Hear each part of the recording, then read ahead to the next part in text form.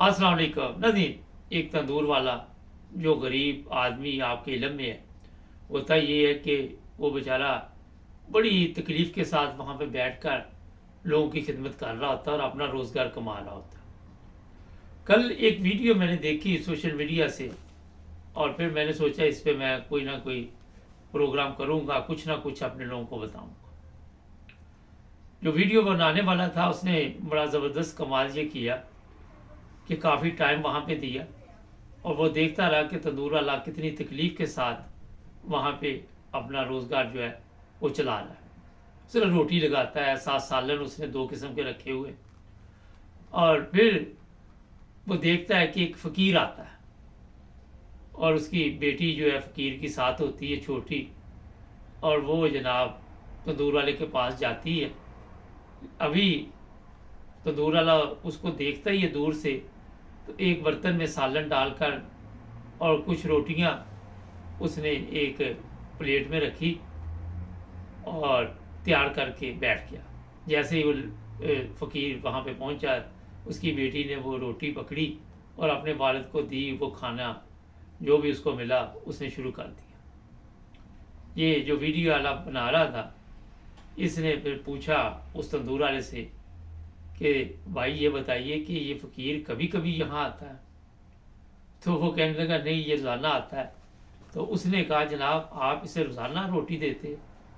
उसने कहा जी मैं इसका ख्याल रखता हूँ और मैं इसको जब भी आता है इसी तरह जो भी मेरे पास खाना होता है पेश करता हूँ इज़्ज़त के साथ। होता ये है कि कोई गरीब आदमी या कोई फ़कीर हम देख लेते हैं, जो असली फ़कीर होते हैं, मैं उनकी बात कर रहा हूँ, जाली तो पाकिस्तान में बेशुमार है, उनको लोग इस तरह ही खाना पकड़ा देते हैं। कोई अपना बचा हुआ खाना दे देता है, कोई इस तरह खाना देता है कि जिस तरह किसी जानवर को दिया जाता है। बेशुमार इस तरह के वाक़यात आप देखते होंगे। मगर ये गरीब आदमी जो था वो उस फ़कीर को इज़्ज़त के साथ खाना पेश कर रहा था। और मुझे ये वीडियो इसलिए पसंद आई कि एक सबक भी था कि इस पर कोई ना कोई सबक हासिल किया जा सकता है, चाहे 100 लोग देखे, 500 देखे, 1000 देखे। एक मैसेज है इसमें कि सबसे पहली चीज़ तो ये है कि हमें जब भी कोई इस तरह देखे कोई सवाली है और आपको पता चल जाए कि ये 2 नंबर नहीं 1 नंबर है, पता भी चल जाता है, ये नहीं कि नहीं पता चलता, तो उसको इसी इज़्ज़त और एहतराम के साथ आपको खाना देना या पैसे देने। कई लोग होते हैं कि वो फेंक देते हैं, कई कुछ करता है, कई कुछ करता है, जो बहुत ही तकलीफ दे है। आप देखते हैं हमारे जो माशरे की हालत है वो मेरा ख्याल है कि दिन ब दिन बिगड़ती जा रही। एक तो चीज़ ये है, दूसरी ये है कि वो तंदूर वाला जो रोज़ाना उसको खाना दे रहा था उसके रिज़्क में कोई फ़र्क नहीं पड़ रहा, उसके रिज़्क में कोई कमी नहीं हो रही, और वो चेहरे पे उसी तरह उसने खुशी का इज़हार किया और खुशी के साथ किसी को खाना पेश कर रहा है फ़कीर को। ये चीज़ें मैं आपको इसलिए बताता हूँ कि आज जो पाकिस्तान की हालत है, आपने देखा लाइनों में लग के जिस तरह ये आटा तकसीम किया जाता है, लोगों को वहाँ पे धक्के दिए जाते हैं, कहीं पे खाना होता है वहाँ उनकी बेइज्जती की जाती है गरीब आदमी की, और जो ताकतवर होता है वो छीन के ले जाता है।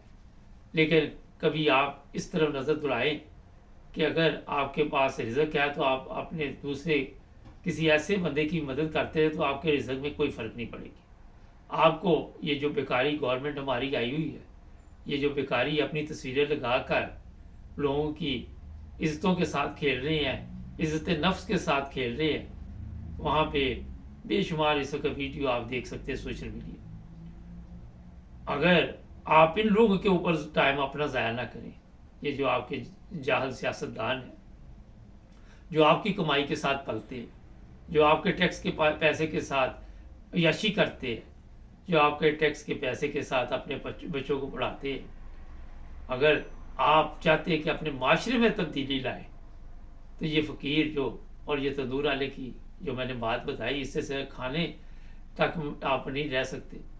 आप ऐसे बच्चों को तालीम भी दिलवा सकते हैं जो माशरे को तब्दील कर सके। ऐसे घरों की कफालत भी आप कर सकते हैं जिनको इन सियासतदानों का वो गंदा आटा ना लेना पे पड़े जो जानवर भी नहीं खाते। ये मैंने इसलिए कहा आपको کہ آج ہمارا جو معاشرہ ہے زکوٰۃ کی کٹوتی تو ہوتی ہے زبردستی، مگر وہ کہاں پہ جاتی ہے، کس کو ملتی ہے، کس طرح ملتی ہے، کس ذلت و رسوائی کے ساتھ لوگوں کے ساتھ جو سلوک ہوتا ہے وہ آپ سب کے سامنے ہے۔ چاہے بے نظیر ان کا سپورٹ ہو، یہ جو آٹے کی بات میں نے اس لیے کی کہ وہ جتنا آٹا تھا وہ جگیرداروں کے ڈیروں پر پہنچ گیا۔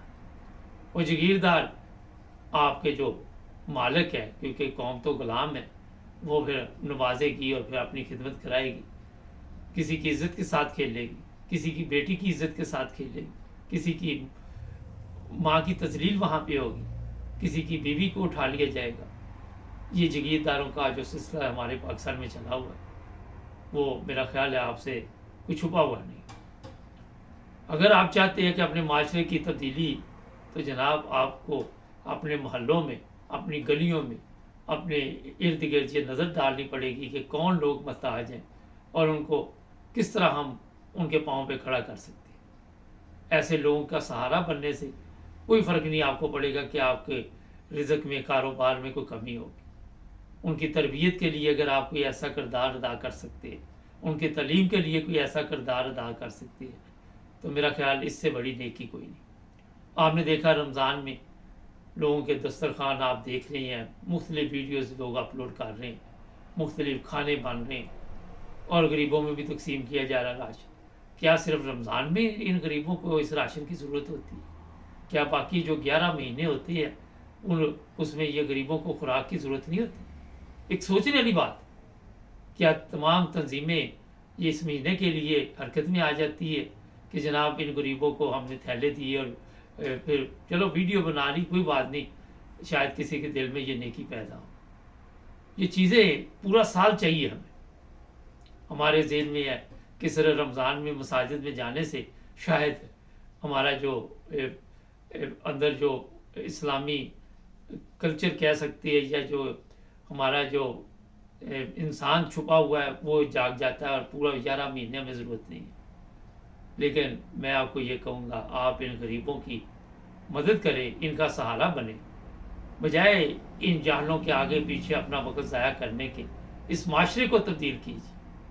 ایسے بچے جو یتیم ہیں، جو غریب ہیں، ان کے تعلیم کی طرف توجہ دیجیے، ان کے لیے روزگار کا بندوبست کیجیے، ان کی خوراک کا بندوبست کیجیے، تو میرا خیال ہے کہ پاکستان کی حالت درست ہو سکتی۔ سب سے ضروری تعلیم ہے۔